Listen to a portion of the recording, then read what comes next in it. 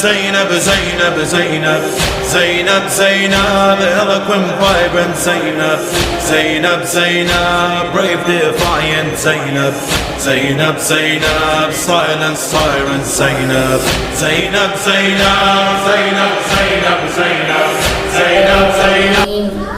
بسم الله الرحمن الرحيم أفوض أمري إلى الله إن الله بصير بالعباد فسيكفيكهم الله وهو السميع العليم صلوات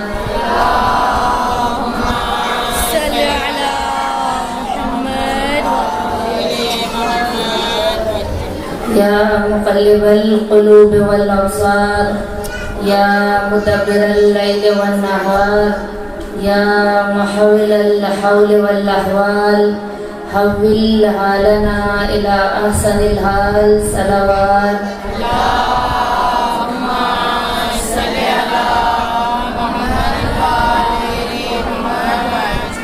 بسم الله الرحمن الرحيم الحمد لله الذي لا يبلغ مدحته القائلون ولا يحصي نعماءه العاتون ولا يؤدي حقه المجتهدون الذي لصفته حد محدود ولا نعت ممدود فطر الخلائق بقدرته ونشر الرياح برحمته ثم الصلاة والسلام على أشرف الأنبياء والمرسلين وخاتم النبيين أبي القاسم محمد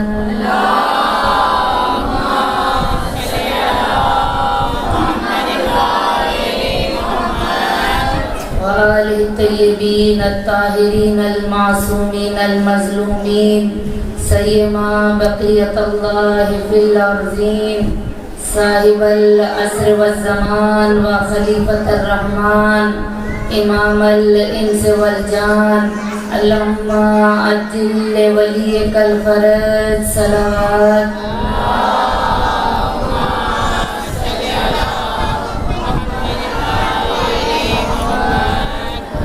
أما بعد فقد قال تبارك وتعالى في كتابه المجيد والفرقانه الحميد وقوله الحق وهو أصدق الصادقين بسم الله الرحمن الرحيم إنا زينا السماء الدنيا بزينة الكواكب صلوات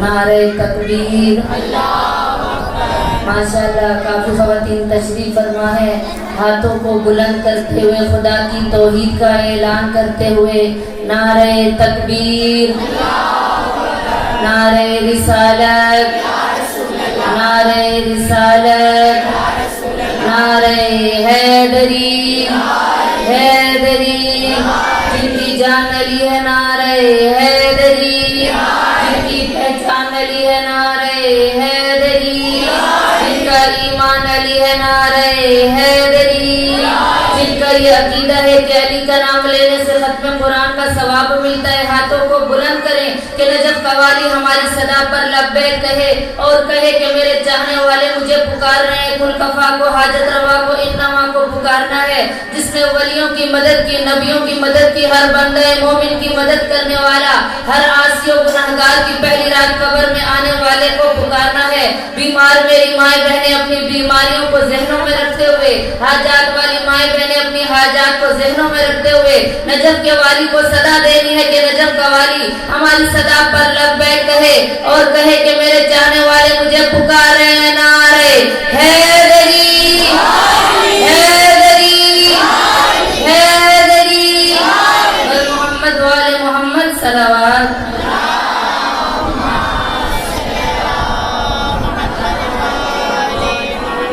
کہا مجھے مشکل سے کیا خطرہ علی کا نام کافی ہے मोमिनात आपकी तवज्जो की तालिब हूँ। बहुत सी मोमिनात आपस में गुफ्तगू कर रही हैं, बहुत सी मोमिनात खुद तो मजलिस में बैठी हैं लेकिन बच्चे उनके शोर शराबा कर रहे हैं।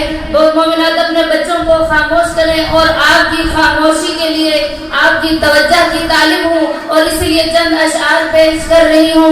कहा मुझे मुश्किल से क्या खतरा, अली का नाम काफी है, लहर का रोक दूं रास्ता, अली का नाम काफी है।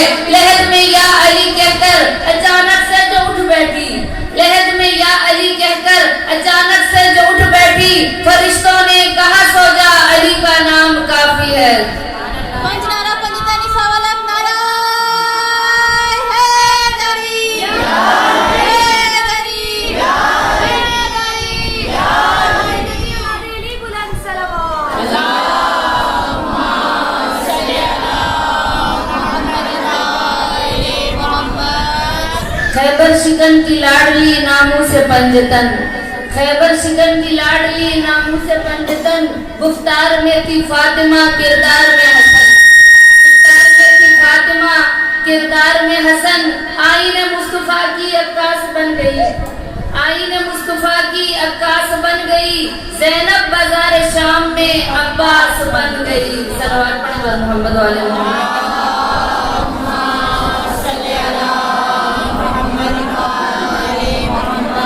ज़ैनब बिनते खातून जना बिनते अली ज़ैनब है, ज़ैनब बिनते खातून जना बिनते अली ज़ैनब है और गुलशन फातिमा की कली है ज़ैनब। कभी ज़हरा कभी हैदर कभी आगोश नबी, कभी ज़हरा कभी हैदर कभी आगोश नबी, यानी कुरान की गोद में पली है ज़ैनब। जब भी तेरा नाम लिया कट गई मुश्किल, जब भी तेरा नाम लिया कट गई मुश्किल, ये तेरा नाम है या नादे अली है ज़ैनब। सलावत पढ़े पर मोहम्मद वाले मोहम्मद।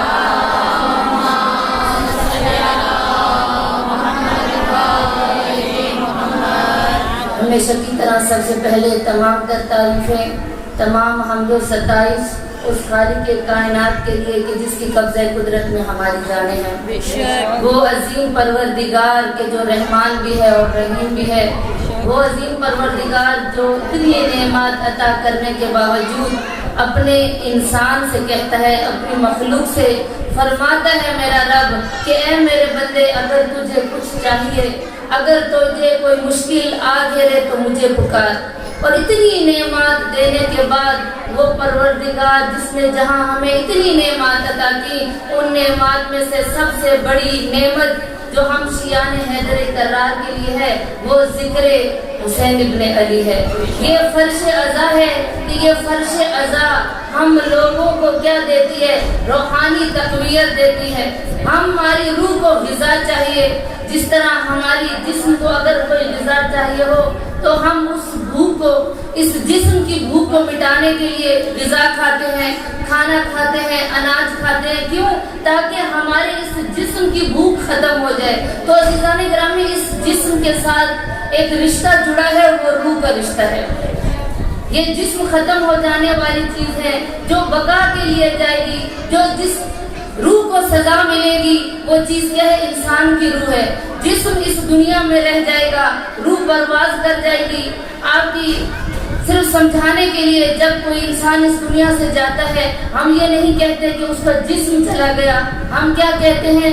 उसकी रूह परवाज कर गई, उसकी रूह चली गई। यानी पता क्या चला कि इंसान इस दुनिया में ही रहता है, परवाज करती है तो उसकी रूह। शब जुमा हम क्या कहते हैं? ये नहीं कहते हमारा मरहूम आया है, हम कहते हैं हमारे मरहूम की रूह हमारे घर में आती है। शब जुमा अरवाह आती है। क्यों कहा कि रूह आती है? क्योंकि रूह बाकी रहती है। इंसान का जिस्म खत्म हो जाता है, ये जिस्म जो फानी है, ये जिस्म जो खत्म हो जाने वाला है, ये जिस्म जिसके पीछे मैं और आप अपने आप को संवारते हैं, इस जिस्म की खूबसूरती के लिए मैं और आप डाइटिंग करते हैं, इस जिस्म की खूबसूरती के लिए हम पार्लर में जाते हैं, इस जिस्म को भरने के लिए, इस पेट को भरने के लिए ना हम हलाल देखते हैं, ना हम देखते हैं कि हराम है। जो मिलता है इसमें डालते हैं। क्यों? ताकि हमारे जिस्म को ग़िज़ा मिल जाए। तो अज़ीज़ान गिरामी, जहाँ जिस्म के ग़िज़ा के हम इतने तालिब हैं, मैं और आप मुंतज़िर रहते हैं कुछ मिले खा ले, کھایا ہوا ہو تب بھی نظر آ جائے تب بھی دل للچاتا ہے کہ اس کو بھی کھا لیں وہ کھا لیں کہیں اور نظر آئے پھر بھی دل چاہتا ہے کھا لیں. کیوں؟ چونکہ ہماری خواہشات نفس پر ہمارا کنٹرول نہیں ہے. ہم چاہتے ہیں کہ جو ملے ہم کھائیں, حلال آئے حرام آئے ہم کھا رہے ہیں. اس جسم کی فکر میں تو وہ روح جس کو غذا چاہیے, وہ روح جو بیمار پڑ جائے تو کہاں جائے, وہ روح جو بیمار ہو جائے تو ہم کہاں جائیں. جسم بیمار ہونے کے لیے ڈاکٹر کے پاس جاتے ہیں, کسی اچھے اسپیشلسٹ کے پاس جاتے ہیں, کسی اچھے ہاسپٹل میں جاتے ہیں کہ جو مشہور بھی ہو, تجربہ کار ڈاکٹر بھی ہو. یعنی اس جسم کے لیے جو فنا کا لیے خلق کیا گیا ہے, آپ اور میں اس بات کے قائل ہیں کہ یہ جس فنا کے لیے خلق کیا ہے اس کے لیے ایک اسپیشلسٹ کی ضرورت ہے. ایک ماہر ڈاکٹر کے پاس جاتے ہیں, کوئی گلی کے ڈاکٹر پہ میری اور آپ کی نظر نہیں پڑتی, محلے کے ڈاکٹر کو ہم کچھ سمجھتے نہیں ہیں تو ہم اچھا اسپیشلسٹ ڈھونڈتے ہیں. کس لیے؟ اس جسم کے ڈاکٹر کے لیے. تو عزیزان گرامی جب یہ روح بیمار پڑ جائے تو کہاں جائے؟ روح کیسے بیمار ہوتی ہے؟ کچھ لوگوں کو تو ابھی تک پتہ ہی نہیں کہ روح کیسے بیمار ہوتی ہے. ہم جھوٹ بولتے ہیں سمجھ جائیں روح بیمار ہے, ہم غیبت کر رہے ہیں سمجھ جائیں کہ روح بیمار ہے, ہم حسد کر رہے ہیں سمجھ جائیں کہ روح بیمار ہے, ہم چوری کر رہے ہیں سمجھ جائیں کہ روح بیمار ہے, ہم اچھی اولاد کی تربیت نہیں کر رہے ہیں سمجھ جائیں کہ ہماری روح بیمار ہے, ہم حلال چھوڑ کے حرام کی طرف راغب ہو رہے ہیں سمجھ جائیں روح بیمار ہے. اب اس روح کی غذا کے لیے, اس روح کے لیے ہم نے اس کے علاج کے لیے کوئی طبیب تلاش کیا, کوئی ڈاکٹر تلاش کیا, کوئی اسپیشلسٹ ڈھونڈا نہیں. کیوں؟ کیونکہ ہمیں اس روح کی فکر نہیں ہے. پھر عزیزان گرامی کس منہ سے میں اور آپ کہتے ہیں کہ روح شب جمعہ آتی ہے, اس روح کو سزا ملتی ہے, جسموں کو سزا نہیں ملتی. عزیزان گرامی بعد از رحلت انسان, جو انسان انتقال کر جاتے ہیں یعنی اس دنیا سے دوسری دنیا میں منتقل ہو جاتے ہیں تو پھر یہ جسم تو ختم ہو جاتا ہے. اب اس روح کو سزا مل رہی ہے, اس روح کو ثواب مل رہے ہیں, ہم ختم قرآن کروا رہے ہیں, ہم مجلس اذا کروا رہے ہیں. کیوں؟ کیونکہ ہم مرحوم کے روح کو ایصال پہنچانا ہے. تو جب روح بیمار تھی تو ہم نے اس کا طبیب کیوں نہیں ڈھونڈا؟ جب روح بیمار تھی تو ہم نے اس کے لیے کسی اسپیشلسٹ کا انتخاب کیوں نہیں کیا؟ کیوں؟ کیونکہ ہم لوگ چاہتے ہی نہیں کہ ہماری روح کو طبیب مل جائے. ہم نے کبھی روح کی طرف توجہ ہی نہیں کی. ہم تو روح کی طرف کب توجہ کرتے ہیں؟ جب ہم اس دنیا سے چلے جاتے ہیں. پھر جانے کے بعد اس مرحوم کے لیے کیا کرواتے ہیں؟ اس کی روح کو ختم قرآن بھیج رہے ہیں, اس کی روح کو ایصال ثواب کرنے کے لیے مجالس کروا رہے ہیں. اس دنیا میں ہم نے اپنے روح کا علاج کہاں سے کر رہے ہیں؟ اس روح کی غذا کیا ہے؟ اس روح کی بیماری کیسے ختم ہوگی؟ عزیزان گرامی اس روح کی غذا کیا ہے؟ عبادت پروردگار ہے. اس روح کو اگر چاہتے ہیں کہ یہ بیماری سے بچا رہے, اگر چاہتے ہیں کہ اس روح کو ارتقا مل جائے, اگر چاہتے ہیں اس روح کو بقا مل جائے, اگر چاہتے ہیں یہ روح جس وقت سے خلق کی گئی تھی اس کے خلقت مقصد تک پہنچ جائے تو اس روح کے لیے اچھے طبیب کی ضرورت ہے, اس روح کے لیے اچھی غذا کی ضرورت ہے. اب روح کی غذا کیا ہے؟ وہ جسم تو کھانا مانگتا ہے لیکن میری اور آپ کی روح مومنہ کیا مانگتی ہے؟ عبادت مانگتی ہے, عبادت پروردگار مانگتی ہے. اور یہی کچھ ہم مجلس حسین میں کرتے ہیں کہ مجلس حسین میں ہمیں کیوں سکون ملتا ہے؟ کھانا کھا کے ہمارے شکم کو سکون ملتا ہے. ہم کتنے بھوکے ہوں, کتنے پیاسے ہوں, پانی پینے کے بعد اس پیاس کی شدت میں کمی آ جاتی ہے. کھانا کھانے کے بعد اس پیٹ کو جب غذا ملتی ہے تو ہمیں سکون ملنے لگ جاتا ہے. اسی طریقے سے جب ہماری روح کو غذا ملتی ہے تو ہمیں سکون ملتا ہے. کیسا سکون؟ وہ قلبی سکون جو آج دنیا تلاش کرتی ہے. لیکن کوئی موسیقی کو اپنی روح کی غذا کہتا ہے, کوئی ناچ گانے کو روح کی غذا کہتا ہے, کوئی جھوٹ بولنے کو اپنی روح کی غذا سمجھتا ہے. لیکن ہم شیعان حیدر کرار جن کے لیے کہا کہ یہ مرتے نہیں ہیں بلکہ انتقال کرتے ہیں, بلکہ انتقال کرتے ہیں. یعنی کیا مطلب؟ اس دنیا سے اس دنیا میں منتقل ہو جاتے ہیں. اسی لیے کسی شاعر نے کہا نا, کا غسل میت نہ کہنا میرے غسل کو, الجھ ملبوس کو مت کفن نام دو, میں چلا ہوں علی سے ملاقات کو, جس کی تھی آرزو وہ گھڑی آ گئی. یعنی علی والا جانتا ہے کہ اس دنیا میں علی کا ذکر کرنے سے ہی ہماری روح کو غذا ملتی ہے. پھر علی والے مرتے نہیں ہیں, علی والا مرتا نہیں ہے,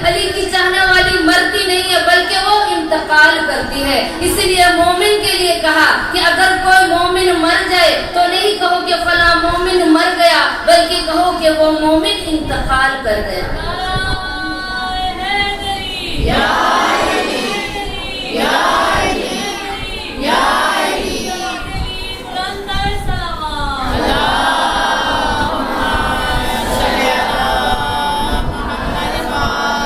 تو عزیزان گرامی، جیسے کہ ہم مجلس میں روح کی غذا کے لیے آتے ہیں کہ ہمیں روح کی غذا ملے، اور خواتین کے لیے کہ یہاں پر فرش عذاب پر آ کر اس منبر سے تربیت اولاد کا، حریت کا درس دیا جاتا ہے اور پردے کا درس دیا جاتا ہے کہ جن سے ہم نے پردہ سیکھا ہے، آج ان کے ایام ہے.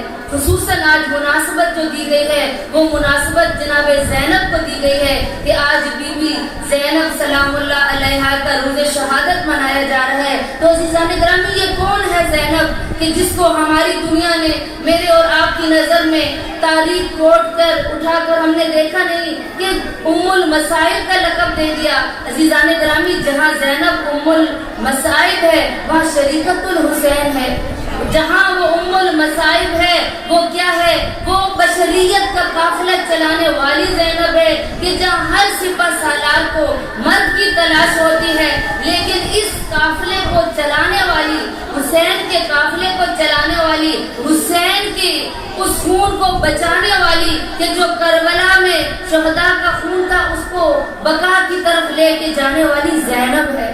کہ وہ زینب کہ جس کے لیے جو میں نے آیت آپ کے سامنے سرنامہ کلام بنائی ہے کہ جس کے اندر خداوند متعال فرما رہا ہے اِنَّا زَيَّنَ السَّمَاءَ الدُّنْيَا بِزِينَةِ الْكَوَاكِبِ کہ بے شک ہم نے اس دنیا کے آسمان کو کیا دیا ہے؟ بِزِينَةِ الْكَوَاكِبِ، زینت دی ہے کواکب ستارے کو. ستاروں کے ذریعے سے ہم نے اس آسمان کو زینت بخشی ہے. کہیں خدا نے کہا کہ میں نے زینت بخشی ہے، کسی عورت کے لیے زیور کو زینت سمجھا، کسی نے میک اپ کو اپنے لیے زینت سمجھا، کسی نے زینت سمجھا تو مرد کو زینت سمجھا، یعنی کسی نے اچھا لباس پہن کر اپنے آپ کو سمجھا کہ میں نے زینت کر لی ہے. ہر چیز کی زینت بتائی. ایک دفعہ رسالت مآب مسجد نبوی میں اسی آیت کی جو سورہ صافات کی آیت نمبر 6 کی تفسیر بیان کر رہے تھے کہ اللہ نے آسمان کے اوپر ستاروں کو زینت بخشی اور پھر اس کے بعد کیا کیا؟ چاند کو زینت بخشی، سورج کو زینت بخشی. ہر چیز کی جب زینت بیان کر رہے تھے کہ کھیتی زینت ہے، عورت کے لیے زیور زینت ہے، مرد کے لیے فلاں چیز زینت ہے، جب سب کچھ بیان کر رہے تھے تو ایک صحابی کھڑا ہوا غزوہ رسالت میں، کہا یا رسول اللہ، آپ نے جہاں اتنی زینتوں کا ذکر کیا ہے آپ بتائیں آسمان کی زینت تو ستارے ہیں، زمین کی زینت کیا ہے؟ اور اب رسالت آپ فرماتے ہیں تمام اصحاب کا مجمع ہے اور خطاب کر کے کہتے ہیں بتاؤں کیا تم سننا چاہتے ہو؟ تمام اصحاب نے بیک وقت کہا یا رسول اللہ فرمائے کہ آسمان کی زینت تو ستارے ہیں، زمین کی زینت کیا ہے؟ تو کہا الزینت الارض الرجال، کہ زینت زمین کی زینت مرد ہے. کہا مرد ہے تو کہا مردوں کی زینت کیا ہے؟ کہا الزینت الرجال علی ابن ابی طالب، مردوں کی زینت علی ابن ابی طالب ہے اور علی ابن ابی طالب کی زینت کو زینب بنت علی کہتے ہیں. صلوات پڑھ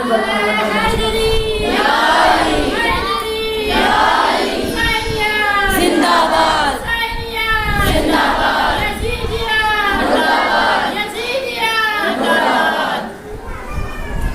پر محمد والا محمد صلوات.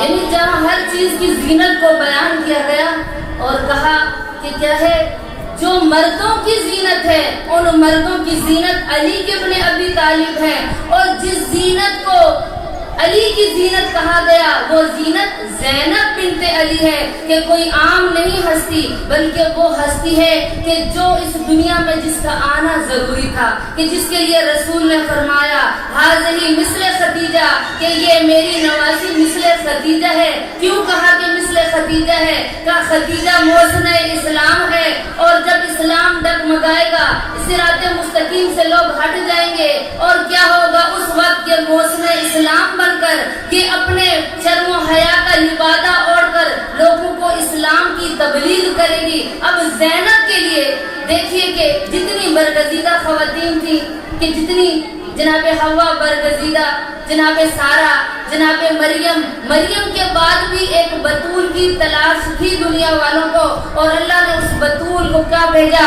حضرت فاطمۃ الزہرا کو بھیجا۔ فاطمۃ الزہرا میں جو روپ نظر آئے کہ اس نے بیٹی کا کردار بھی ادا کیا اور ماں کا کردار بھی ادا کیا اور زوجہ کا بھی روپ ادا کیا۔ ایک کردار باقی تھا کہ جو دنیا والوں کے سامنے آتا، کیونکہ جناب فاطمۃ الزہرا کے بھائی تو تھے نہیں۔ اب بہن کو بھائی سے کیسی محبت ہوتی ہے یا بھائی بہن سے کیسی محبت کرتا ہے، اس کردار کو دکھانے کے لیے ضروری تھا کہ زہرا کے بعد ثانی زہرا آ جائے۔ ضروری تھا کہ زہرا کے بعد ثانی زہرا آ جائے، اور ثانی زہرا نے یہ کر کے دکھایا۔ جہاں ماں نے زوجہ کا روپ اختیار کیا، ماں کا روپ اختیار کیا، ایک بیٹی کا روپ اختیار کیا، ایک کردار باقی تھا کہ جو ثانی زہرا نے کر کے دکھایا، وہ کردار تھا بہن کی بھائی سے محبت، اور ثانی زہرا نے کر کے دکھایا کہ بھائی سے محبت کتنی تھی اور ایک بھائی کو بہن سے محبت کتنی ہوتی ہے۔ یہ کردار اگر ہم نے دیکھنا ہے تو یا ماں کے اندر نظر آئے گا یا بیٹی کے اندر یہ روح جھلکتا ہوا نظر آئے گا کہ زینب نے بھائی سے محبت کی، تو آج دنیا میں مثال قائم ہے۔ آج رہتی دنیا تک کوئی خاتون نہیں کہہ سکتی کہ ہمیں بھائی سے بہت زیادہ محبت ہے۔ کوئی کتنی بھی بھائی سے محبت کر لے، لیکن وہ ثانی زہرا کے برابر نہیں ہو سکتی، وہ مثل ثانی زہرا نہیں ہو سکتی۔ کیوں عزیزان گرامی؟ کیونکہ اس بہن نے جو بھائی سے محبت کی، کہا کہ جب جناب زینب بنت علی چھوٹی تھی اور اپنے جب گہوارے میں ہوتی تھی، امام حسین علیہ السلام پروانے کی طرح اس گہوارے کے گرد گھومتے تھے، اور جب امام حسین جناب ثانی زہرا کی آنکھوں سے اوجھل ہو جاتے تھے تو کہا گہوارے میں جناب زینب مچلتی تھی، گریا کرتی تھی، تو سمجھ جاتی تھی جناب فاطمہ زہرا کہ حسین زینب کی آنکھوں سے اوجھل ہو گیا ہے۔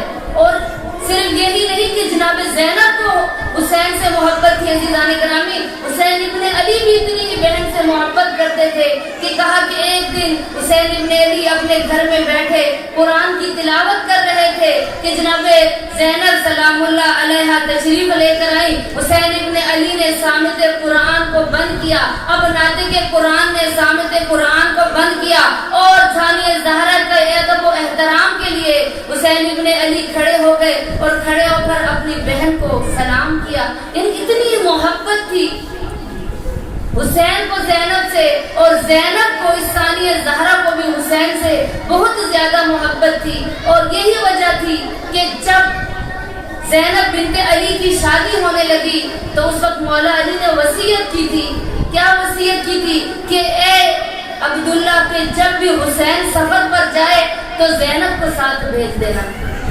اور یہی ہوا کہ جب حسین ابن علی سفر کے لیے نکلے تو زینب حسین کے ساتھ گئی، اور خرامہ خرامہ چلتی ہوئی جہاں جہاں حسین ابن علی نے اپنا خون دیا، وہ زینب نے خطبوں کے ذریعے سے لوگوں کو بتایا کہ میرا بھائی باغی نہیں نمازی ہے۔ ہر جگہ پر زینب نے اپنے خطبوں کے ذریعے اسلام کو اجاگر کیا۔ جہاں پر یزید کا تخت تھا وہاں پر یزید کو للکارا۔ اور اس آقا زادی کے عزیزان گرامی جہاں پہ فضائل ہیں وہاں پر مسائل بھی ہیں، اور میری آقا زادی کے فضائل میں ہی ان کے مسائل ہیں اور مسائل میں ہی ان کے فضائل ہیں۔ عزیزان گرامی اگر کسی کے گھر میں ایک قضیہ ہو جائے تو وہ خاتون 40 دن تک ماتم کرتی ہے، 40 دن تک گریا کرتی ہے، لیکن جناب زینب جو 72 کی سوگوار تھی، اونو محمد کو دے چکی تھی، عباس دلاور کو دے چکی تھی، لیکن کہیں نظر نہیں آتا کہ زینب کی شجاعت کم ہو گئی ہو، زینب کا احساس اسلام ختم ہو گیا ہو، یا نشر و اشاعت تبلیغ اسلام کو چھوڑ دیا ہو۔ لیکن زینب نے کربلا سے جب نکلی تو کس طرح سے حسین کی شجاعت کو ساتھ لے کر نکلی۔ علی کی علی بیٹی، کہا کہ اگر کربلا میں نہ ہوتی، کہا کربلا در کربلا می ماند، اگر زینب نہ بود، اگر کربلا میں زینب نہ ہوتی تو کربلا میں ہی ختم ہو جاتا۔ کیوں کہا اس لیے کہ کربلا میں باغیوں کی پوری کوشش تھی کہ حسین کو ختم کروا دیں گے تو اس کے بعد حسین کا نام لینے والا کوئی نہیں ہوگا۔ اسی لیے آج جو متعصب مورخ ہیں انہوں نے لکھا کہ کربلا میں 2 شہزادوں کی جنگ تھی. کربلا میں ہر کوئی تخت کا خواہش مند تھا. حسین بھی تخت چاہتے تھے, یزید بھی تخت چاہتا تھا.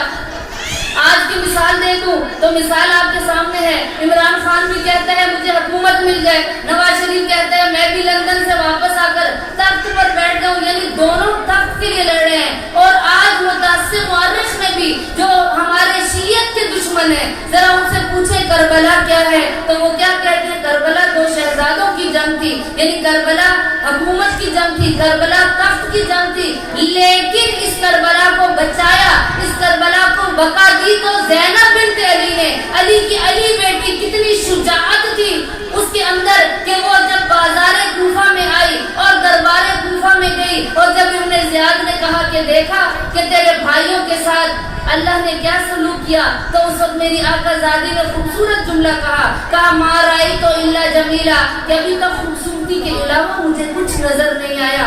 میں اور آپ اگر ہوتے تو کہتے یہ مشکل بھی آ گئی, یہ پریشانی بھی آ گئی, فلاں مصیبت بھی گھیر لیا. عزیزان گرامی, ضرورت ہے اس دنیا کے اندر سیرت ثانیہ زہرا کا کردار دہرانے کی ضرورت ہے. اس بیوی کا سیرت کا اس منبر سے تذکرہ ضروری ہے. زمانہ پرآشوب ہے, حلال و حرام کی تمیز نہیں ہے, اولاد کی تربیت کی ضرورت ہے. بہن کو بھائی سے کیسی محبت ہونی چاہیے. کتنی مصیبتیں آ جائیں, آج لائٹ چلی جائے تو میں اور آپ پریشان ہوتے ہیں, پانی نہ ہو ہم تب پریشان ہیں. بچہ باہر چلا جائے, تھوڑی سی دیر ہو ہم پھر پریشان ہو جاتے ہیں. شوہر گھر لیٹ آ جائے ہم تب پریشان ہو جاتے ہیں. رات کو نیند نہ آئے تب پریشان ہو جاتے ہیں. کھانا نہ ملے تب پریشان ہوتے ہیں. ذرا سوچئے اس بیوی کے بارے میں کہ جو شام غریبہ میں عباس بن گئی, کہ کل تک عباس نے پہرا دیا, لیکن جب باری آئی اسلام کو بچانے کی تو یہ نہیں سوچا کہ میرا عباس چلا گیا, میرے اونو محمد چلے گئے, میرا قاسم چلا گیا, میرا علی اکبر چلا گیا, ہمارے اصحاب چلے گئے, میرا حسین جیسا بھیا چلا گیا. لیکن میری آقا زادی نے وہ اس خیام حسینی کی جلی ہوئی چوب اٹھا کر میری آقا زادی نے فرمایا الحافظ والحفیظ. یعنی آقا زادی بتا رہی ہیں کہ جب مشکل وقت آ جائے اسلام پر تو دنیا کو نہ دیکھنا بلکہ دیکھنا اسلام کیا کہتا ہے. پھر گھروں میں بیٹھنے کی ضرورت نہیں ہے, تم لوگوں کو گھر سے نکلنا ہوگا. کس طرح سے نکلنا ہوگا؟ جس طرح زینب نے خیام حسینی سے باہر آئی, ایک پشت پر اپنے امام کو اٹھا کر لائی, امامت کا دفاع کرنے والی, محافظت امامت ہوتی ہوئی زینب کس طرح کس جرأت کے ساتھ, شجاعت کے ساتھ ابن زیاد کے دربار میں کھڑی ہو کر جب کہا ما رأیت الا جمیلا, ابن زیاد خاموش ہو گیا اور کہا یہ کیا, اس کا بھائی مارا گیا, اس کے 18 بھائی چلے گئے, اس کے بچے مارے گئے, اور پھر بھی کہہ رہی ہے ابھی تک خوبصورتی کے علاوہ مجھے کچھ نظر نہیں آتا. کیوں کہا؟ کیونکہ آقا زادی جانتی تھی یہ دنیا ہے, ایک دن گزر جائے گی, جانتی تھی یہ ہمارا امتحان ہے, ایک دن ختم ہو جائے گا. کتنی جرأت کے ساتھ ابن زیاد کے دربار میں خطبہ دے کر میری آقا زادی دربار شام پہ پہنچی, کہ وہ شام کہ جو لرزتا ہے آج بھی زینب بنت علی کے نام سے, کہ جب عورتوں کے مجمع میں یزید نے کہا تھا کہ زینب کون ہے, تو اس وقت میری آقا زادی نے جذبے کے ساتھ اور ہمت شجاعت علی رکھنے والی تھی, اور وہ ذوالفقار نکالی کہ جو جنگ احد و خیبر میں اس کے بابا نے ذوالفقار نکال کے مشرکین کو ختم کیا تھا. اب زینب کے پاس یہ ذوالفقار کون سی تھی؟ وہ زبان کی ذوالفقار تھی کہ میری آقا زادی نے نکالی, اور جب خطبہ دینا شروع کیا اور فصیح و کلام میں جب خطبہ دیا, فصیح و بلیغ زبان میں خطبہ دینا شروع کیا, تمام دربار میں جو بیٹھے ہوئے سفیر تھے, بڑے بڑے روسا بیٹھے ہوئے تھے, بڑے بڑے تاجر بیٹھے ہوئے تھے, حیران ہو گئے کہ اس کا بھائی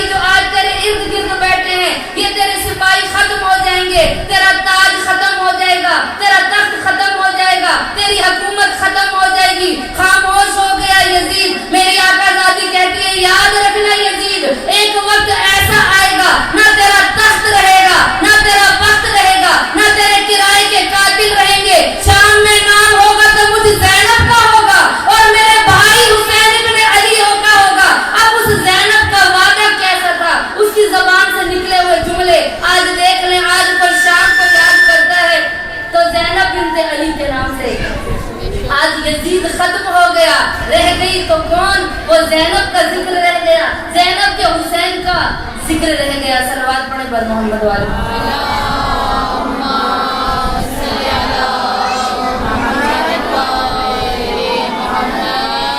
تو عزیزان گرامی، اب زینب بتانا کیا چاہتی ہیں، اپنی چاہنے والیوں کو کیا پیغام دے رہی ہیں؟ میں اور آپ کیا پیغام لے رہے ہیں؟ سیرت ثانیہ زہرا سے ہمیں پیغام یہ ملتا ہے کہ ہمیں مشکل سے نہیں گھبرانا. ہم نے جرأت کرنی ہے جب اسلام پر وقت آئے، جب شیعت پر وقت آ جائے، جب مذہب ہمارا مشکل میں ہو. ہم نے گھروں میں نہیں بیٹھنا، اپنے بچوں کو بھی بھیجنا ہے، اپنے شوہروں کو بھی بھیجنا ہے، اپنے بھائیوں کو بھی بھیجنا ہے کہ جب اسلام پر مشکل وقت آئے تو ان لوگوں کی طرح نہیں، ان خواتین کی طرح نہیں جو اپنے بچوں کو گودوں میں چھپا لیتی ہیں کہ میرا بچہ بچ جائے، باہر میرے رشتہ دار مرتے ہیں تو مر گئے. بلکہ اس بیوی نے درد دیا کہ اپنی اولاد کو بھی قربان کیا، اپنے بھائیوں کو بھی قربان کر دیا، اپنی چادر کو بھی قربان کر دیا. کس لیے؟ اسلام کی خاطر.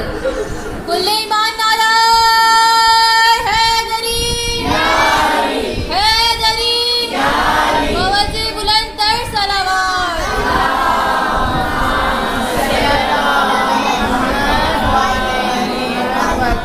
تو عزیزان گرامی، اس بیوی نے ہمیں پردے کا درس دیا، حریت کا درس دیا.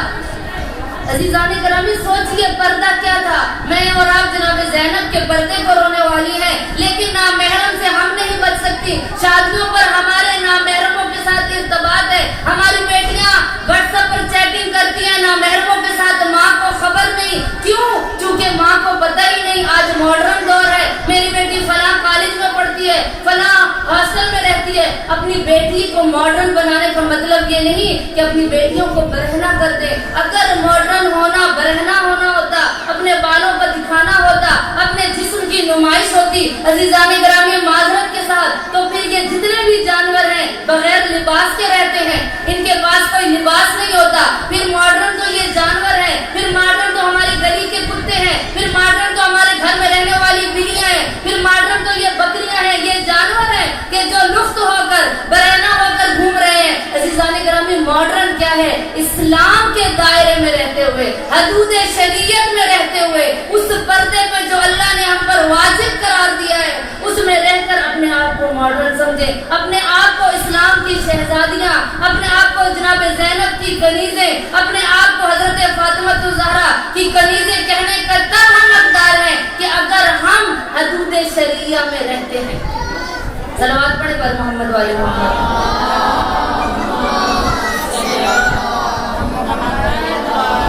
اور بہت افسوس کے ساتھ کہنا پڑتا ہے، کیونکہ میں اور آپ تو واہ واہ کے قائل ہیں کہ جہاں نعروں والی مجلس ہو، جہاں زیادہ نعرے لگائے جائیں وہی ذاکرہ کامیاب ہے، وہی عالم کامیاب ہے. جہاں مجمع زیادہ ہو، جہاں لنگر اچھا ہو. عزیزان گرامی معذرت کے ساتھ اگر کوئی ناراض ہو تو مجھے اس چیز سے کوئی مطلب نہیں، کیونکہ ممبر ہے، ممبر کا حق ادا کرنا ہے. اس ممبر پر جب ایک خاتون پڑھنے والی پردہ نہیں کرتی، پاؤں چھپانا واجب ہے، پاؤں چھپاتی ہی نہیں ہے، تو وہ میرے کو اور آپ کو کیسے کہے گی کہ پردہ کر لو؟ آج بیٹیوں کو کیسے کہے گی پردہ کر لو؟ وہ واہ واہ تو کروا کے چلی جائے گی، اپنے حصے کا ہدیہ اپنے پرس میں ڈال کر چلی جائے گی، لیکن مجھے یا آپ کو نہیں کہہ سکتی کہ پردہ کر لو. کیوں؟ کیونکہ آج زمانہ اتنا چالاک ہو گئے، ہم فوراً کہیں گے آپ نے تو پردہ کیا نہیں، آپ مجھے کیسے کہہ رہی ہیں پردہ کر لو؟ عزیزان گرامی سوچئے، اس ممبر کا بھی تقاضا ہے، اس ممبر پر ان کو بٹھایا جائے جو پردے کا درس دیں، جو آپ کو اسلام کا درس دیں، جو آپ کو تربیت اولاد کا درس دیں.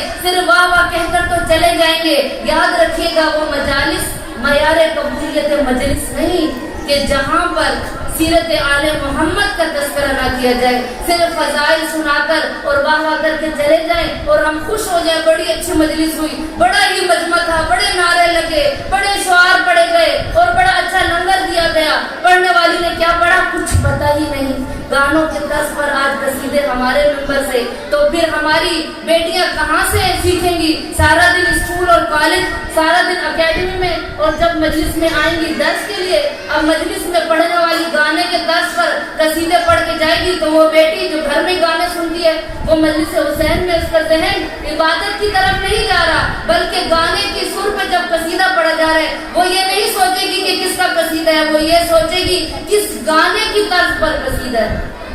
آج کیا ہو گیا ہے؟ آج ہمارے ہماری بیٹیاں آج مائیں کہتی ہیں ہماری اولاد کہنا نہیں مانتی، ہم بچیاں منہ پر جواب دیتی ہیں، کیوں؟ وجہ کیا ہے؟ جب وہ درس لینے کے لیے آتی ہے، یہ ممبر درس گاہ تھا، یہ ممبر کیا تھا؟ اس ممبر سے سیرت آل محمد کو بتایا جاتا، جب یہ بتایا نہیں جائے گا اور ہم فخر سے کہتے ہیں ہم جناب زینب کی کنیزیں ہیں۔ عزیزان گرامی معذرت کے ساتھ جناب زینب ہم سے راضی نہیں ہے، یہ تو میرا اور آپ کا لک لکڑ زبانی ہے کہ ہم کہیں کہ ہم جناب زینب کی کنیزیں ہیں، ہم حضرت فاطمہ الزہرا کی کنیزیں ہیں۔ بات تو تب ہے جب بروز محشر میری آقا زادی ہم لوگوں کو دیکھیں تو کہیں کہ وہ میری کنیز چلی آ رہی ہے، وہ میری چاہنے والی چلی آ رہی ہے۔ میں اور آپ کا دعوت تو تب ہوگا جب آقا زادی ثانیہ زہرا وہ بی بی کہ جو خطبے بھی دے تو علی کے لہجے میں، وہ بولے تو بھی لگے کہ علی بول رہا ہے، وہ بی بی جس کے سر پہ چادر نہ ہو لیکن اسلام کی بقا کے لیے جب دربار یزید پہ میری آقا زادی عزاداروں آ رہی تھی نا تو دور کھڑی ہند کھڑی تھی۔ ام کلثوم فرماتی ہے زینب سے، بہن زینب وہ دیکھو ہند کھڑی ہے۔ کہا جناب زینب اتنی کمزور ہو چکی تھی، جب دربار شام میں پہنچی اتنی نقاہت و کمزوری میری آقا زادی پر تھی، کہا کہ ان کی بینائی کمزور ہو گئی تھی۔ جب ام کلثوم نے اشارہ کر کے کہا نا بہن زینب وہ دیکھو ہند کھڑی ہے، تو زینب فرماتی ہے کہاں ہے ہند؟ کہا دیکھو زینب یہ وہی ہند ہے نا کہ جو ہمارے گھر میں قرآن کا درس لیا کرتی تھی، ہمارے گھر میں پردے کا درس لیا کرتی تھی، آج اس کے سر پہ چادر ہے اور ہمارے سروں پر چادر نہیں ہے۔ زینب نے جب دیکھا کہ ہند کھڑی ہے اور اپنی کنیزوں کے جھرمٹ میں ہند انتظار کر رہی تھی، چونکہ عزاداروں اعلان کروایا تھا یزید نے کہ جو آ رہا ہے وہ باغیوں کا قافلہ ہے، باغی مارے گئے، ان کی بہنوں کو بیٹیوں کو اسیر کر کے لایا جا رہا ہے۔ ذرا تصور کر کے روئیے گا کہ جو 72 کی سوگوار ہو، جو اکیلے بنی ہاشم ہو، کہ جو اپنے نانا کے مرکز پر جائے تو کہیں سے عباس آتے تھے، کہیں سے علی اکبر، اور کہتے تھے الحجاب الحجاب، مدینہ میں تھی تو کہیں عباس اور کہیں قاسم اس بی بی کے دائیں بائیں ہوتے تھے۔ اور جب دربار شام میں عزاداروں میری آقا زادی آنے لگی تو ہند کو دیکھ کر میری آقا زادی تھوڑا سا شرمائی کہ یہ وہ ہند ہے، کوئی کتنا بڑا سردار ہونا وہ نہیں چاہتا کہ اس کے غلام، اس کی کنیز، اس کے نوکر چاکروں کو ان کا حال پتہ چلے۔ نہیں معلوم زینب کس طرح سے اس قافلے کے پاس سے جہاں ہند اپنی کنیزوں کے ساتھ کرسی پر بیٹھی تھی، جب زینب اس ہند کے قریب سے گزری تو ہند پریشان ہو کر اپنی کنیزوں سے کہتی ہے اس خاتون سے پوچھو میں اس سے کچھ سوال کرنا چاہتی ہوں۔ زینب فرماتی ہے، سر کو جھکا کر زینب ہند سے کہتی ہے پوچھ، کیا پوچھنا چاہتی ہے؟ پوچھتی ہے کہ تم بتاؤ کون سے شہر سے تعلق رکھتی ہو؟ پوچھا کہ بتاؤ کون سے شہر سے آئے ہو؟ میری آقا زادی زینب کہتی ہے نحنو بلاد المدینہ، ہمارا تعلق مدینہ سے ہے۔ جب مدینہ کا نام آیا ہند کہتی ہے مدینے کے کون سے محلے سے تعلق ہے؟ زینب نے سر کو جھکا کر کہا محلے بنی ہاشم، بنی ہاشم کا نام آنا تھا۔ ہند کہتی ہے محلے بنی ہاشم میں سب کو جانتی ہوگی۔ زینب کہتی ہے میں